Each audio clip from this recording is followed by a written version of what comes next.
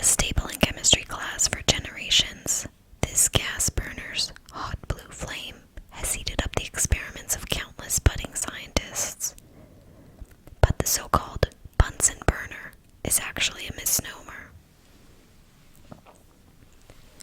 Among the achievements of 19th century scientist Robert Wilhelm Bunsen are the co-discovery of chemical spectroscopy, the use of an electromagnetic light spectrum to analyze the chemical composition of materials, and the discovery of two new elements, cesium and rubidium. Bunsen is best known, however, for his invention of several pieces of laboratory equipment, including the grease spot thermometer, the ice calorimeter, and a gas burner that became the standard for chemical laboratories the world over. In 1852, Bunsen was hired as a lecturer at the University of Heidelberg and insisted on a new, state-of-the-art laboratory with built-in gas piping. Although already in use, gas burners at the time were excessively smoky and produced flickering flames of low heat intensity. Bunsen had the idea of improving a burner, invented by Scottish scientist Michael Faraday, by pre-mixing gas with air before combustion, giving the device a hotter burning and non-luminous flame.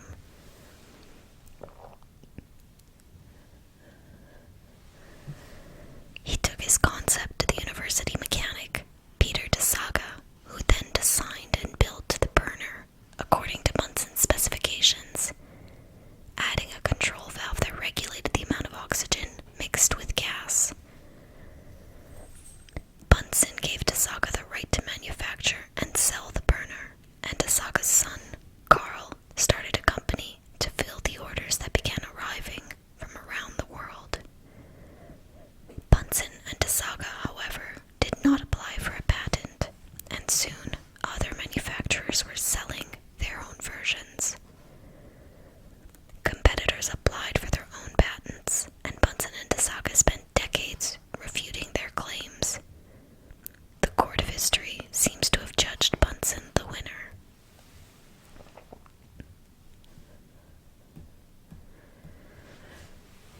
Choo choo pop.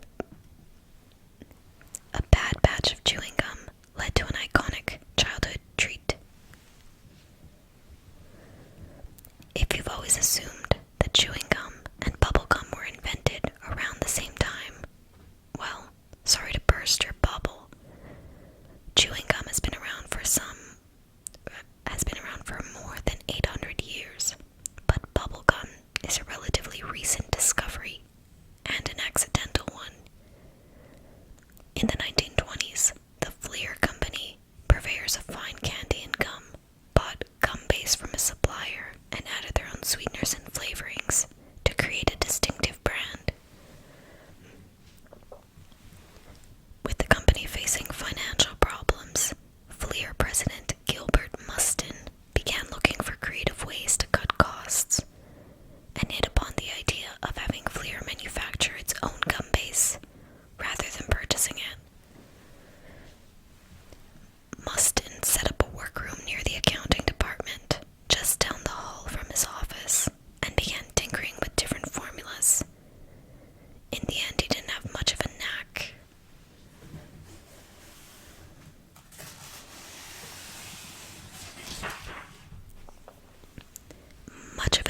For it, and lost interest fairly quickly.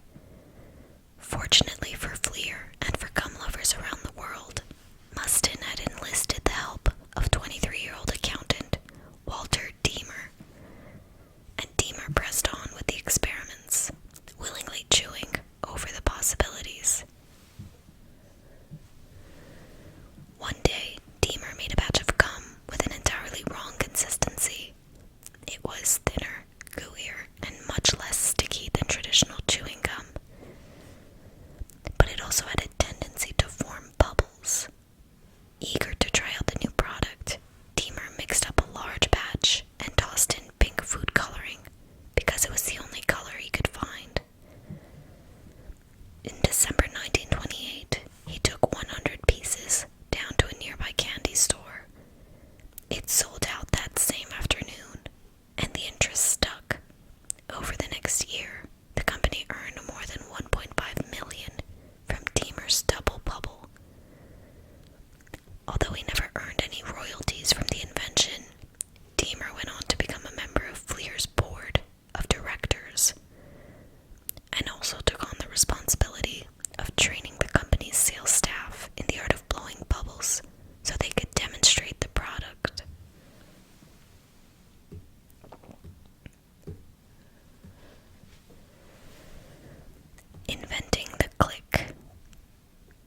It's the input device we really couldn't live without. While you may be able to control some of your computer via keyboard hotkeys, the point-and-click mouse is still an essential component. In fact, it would be all but impossible to use most computers without one.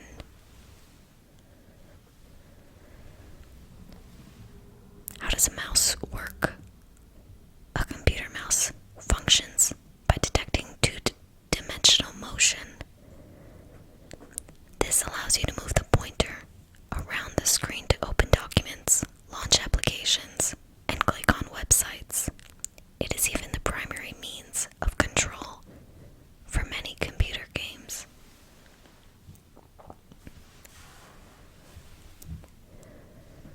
Why is it called a mouse? Care to take a guess? It's called a mouse because it resembles one.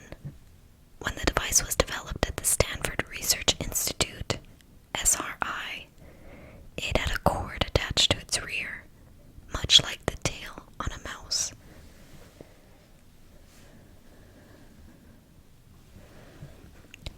Who invented the mouse?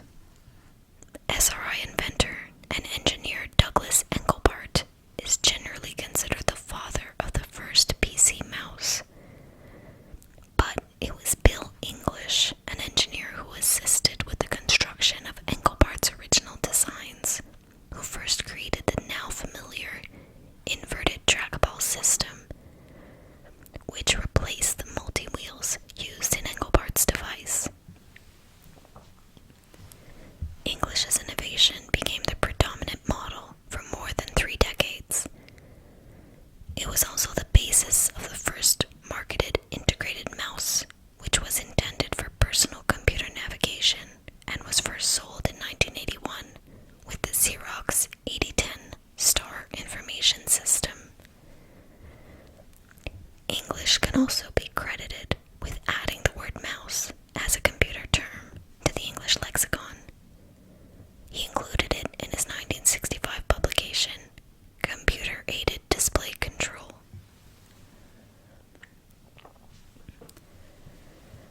While Engelbart's motion control soon improved, his other contributions have remained a core part of the mouse. Most notable is his single-button design, a feature that remained part of Apple systems until 2005. PC mice commonly have 3 or more buttons.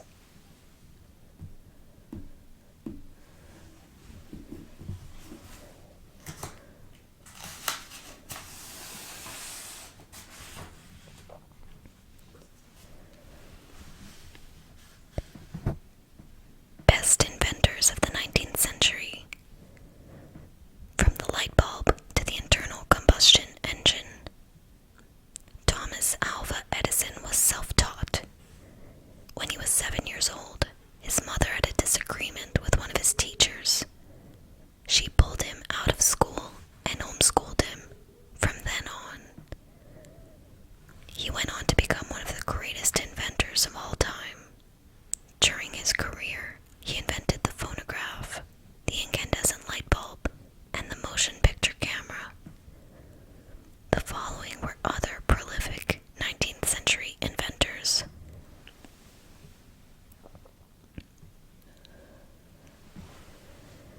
Louis-Jacques Mondet-Daguerre, 1789 to 1851, produced the first permanent photographic image. Barthélemy de Monnier, 1793 to 1857, invented the first functional sewing machine. Walter Hunt, 1796 to 1859, invented the safety pin and the first eye-pointed needle sewing machine.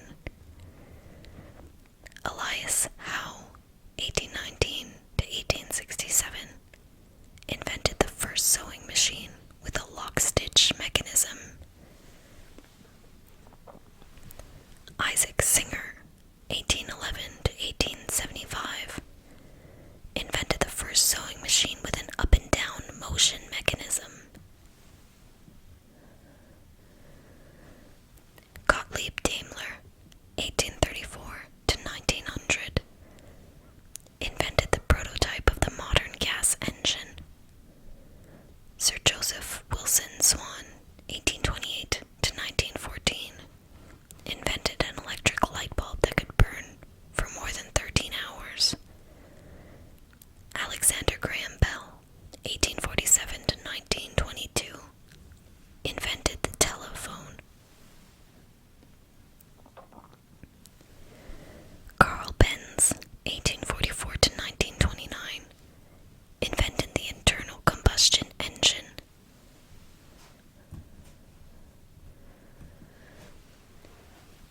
a solution that fits the origin of jigsaw puzzles. In the 1760s, engraver and cartographer John Spilsbury cut a wooden map of the British Empire into little pieces. Reassembling the map from the parts he believed would teach aristocratic school children the geographic location of imperial possessions and prepare them for their eventual role as governors.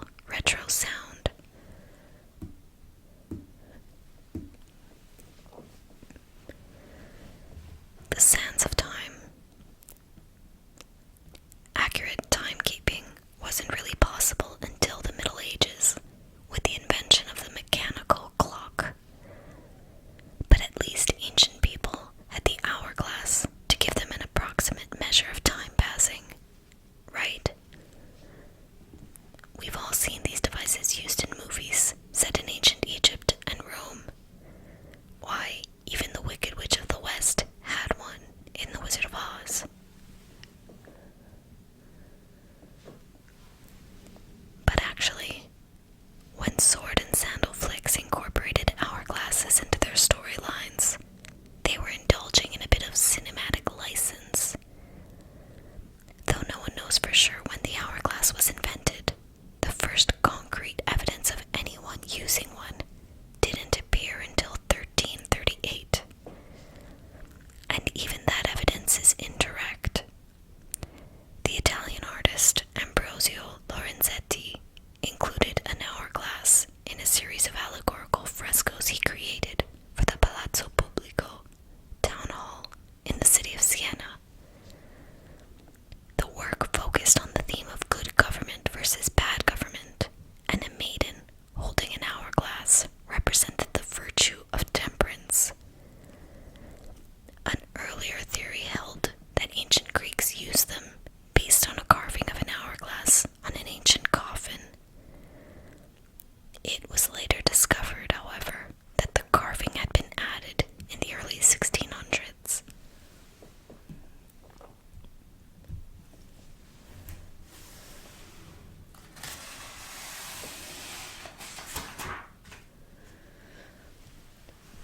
Of course, the hourglass in Lorenzetti's frescoes still doesn't tell us when these timekeepers first appeared, but it is clear that by the end of the 14th century, they were common household items.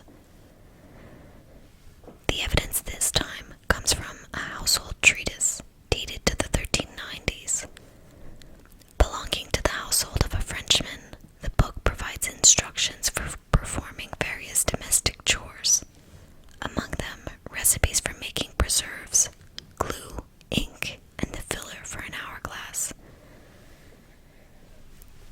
Wait a minute, a recipe for sand? Well, that's another common misconception about these simple devices. Because grains of sand vary in size, they would flow through an hourglass at an irregular rate and thus make it unreliable. It was more common to use marble dust or ground eggshells that have been laboriously processed to create fine particles of even size. The Frenchman's recipe indicates just how involved the task was.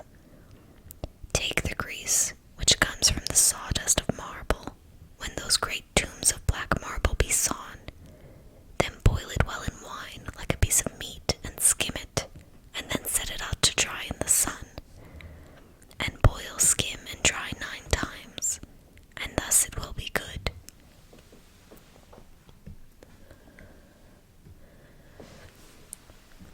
One additional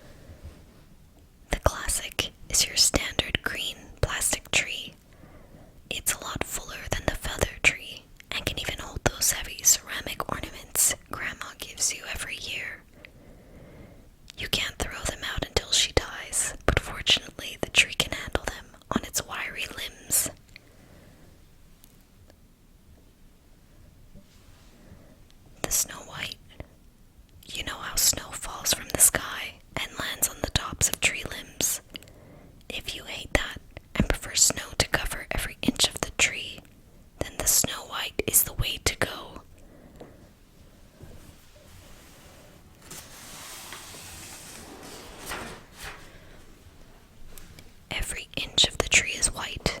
It's what Christmas will look like during a nuclear winter or after an asteroid hits Earth, covering everything with a fine pale ash. This bleak version is sometimes called the Cormac McCarthy. Tinsel and flock. Tinsel is a classic. Properly hanging tinsel on a tree involves the time-honored tradition of getting a strand stuck to every surface in the living room, except the tree, until one gets completely frustrated and just clumps the rest on one branch. People who spend time applying it strand by strand will have an epiphany on their deathbed about how they wasted their life on tinsel designs that nobody noticed anyway.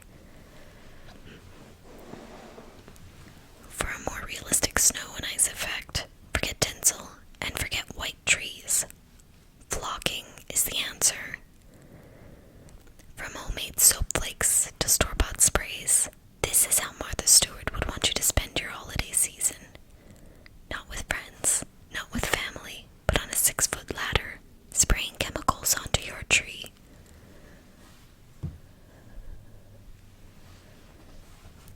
Nothing says, "I don't care about Christmas," more than the abomination. This is for those parents too lazy to track themselves down to the garden center, so they have to pick up the last lonely tree at their local Walmart. All the good trees are gone, as are all the halfway decent ones. All that's left is a skinny eyesore, sitting naked and alone in what will next month become the Valentine's Day aisle. It's the pink aluminum tree. For all their faults, fake trees have their good points. Every year that you look it down from the attic represents another real, oxygen-giving tree saved. You don't have to water it.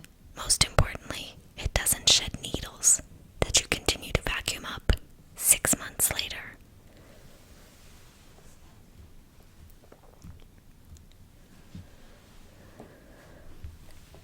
Taser, from children's book concept to riot policing tool. Like a .357 Magnum, the Taser makes troublesome suspects less troublesome. Unlike the .357, the tased suspect generally survives to stand trial, and the police save a bundle on coroner costs. You've probably heard of the Hardy Boys and Nancy Drew, but unless you're a baby boomer or older, you may never have heard of Tom Swift books, which belong to the same teen adventure genre.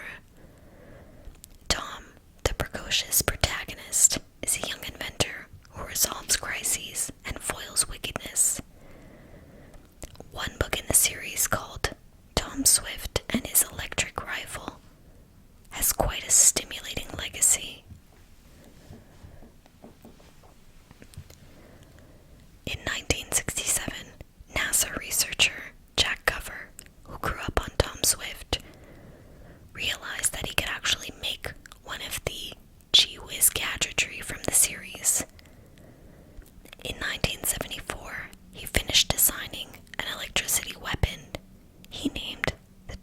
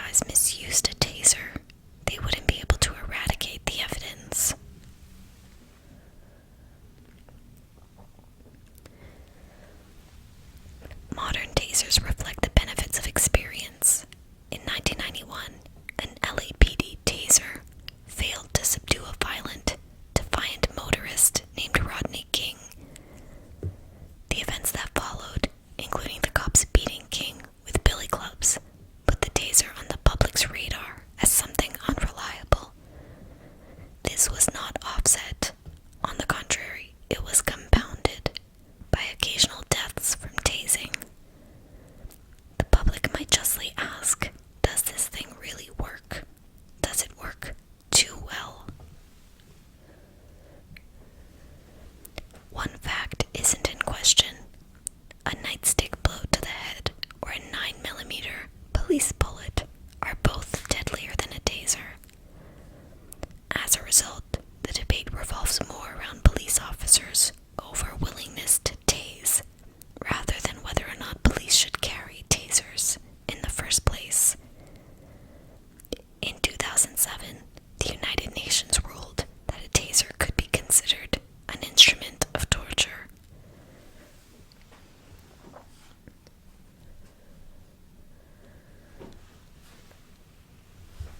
I scream, you scream, we all scream for cones. The story of the first ice cream cone has become part of American mythology. A young ice cream vendor at the 1904 St. Louis World's Fair runs out of dishes. Next to him is a waffle maker, Ernest Hamley, who gets the idea to roll his waffles into a cone. But the ice cream cone wasn't just born of convenience or a vendor's poor planning. Germs played a role too. Italian immigrants introduced ice cream to the general public, first in Europe and then in the United States. Called hokey pokey men, a bastardization of an Italian phrase. These street vendors sold penny licks, a small glass of ice cream that cost a single penny. The vendors wiped the glass with a rag after the customer was done and then served the next person. Forget the fact that people occasionally walked off with the glasses. Forget the fact that the glasses would sometimes break. This is about as sanitary as the space under your refrigerator. Unsurprisingly, people got sick. Ice cream vendors needed a new serving method.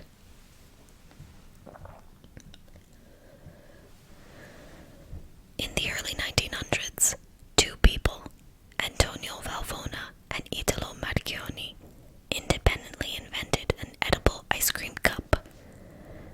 But this was just a cup. The cone did not appear until 1904. Today, cones come in many varieties, but in 1904, Hamley was making salapia, a cross between a waffle and a wafer,